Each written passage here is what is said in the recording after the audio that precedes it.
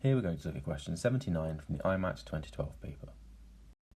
So in this question, we're given the equation of a line, y equals 2x minus 1, and we're given these 5 different points, of which we're told that 4 of the following are the same distance from this line, and one of them is a different distance.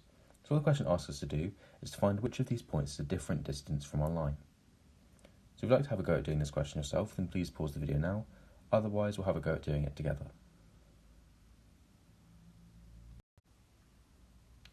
So, to try and answer this question, there's a few different ways in which you could attack it, but I think perhaps the easiest thing to do in an exam, and while it doesn't necessarily seem easy, is to probably just draw a diagram.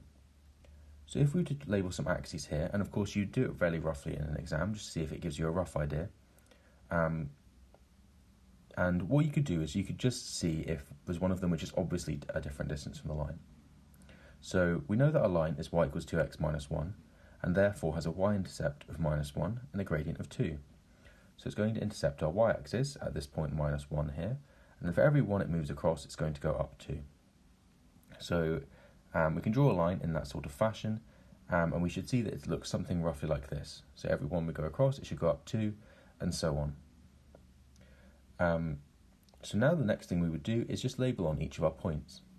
So if we put on point A, which is just at 1 minus 1, then it should be roughly here. Moving on, we can put on B, then C, then D, and then finally E up here. So what I've done is I've labelled on these little pink lines to show the perpendicular distance from the line, y equals 2x minus 1, to the points. So I've just done this to make it a little bit clearer to see how far the points actually are from the lines.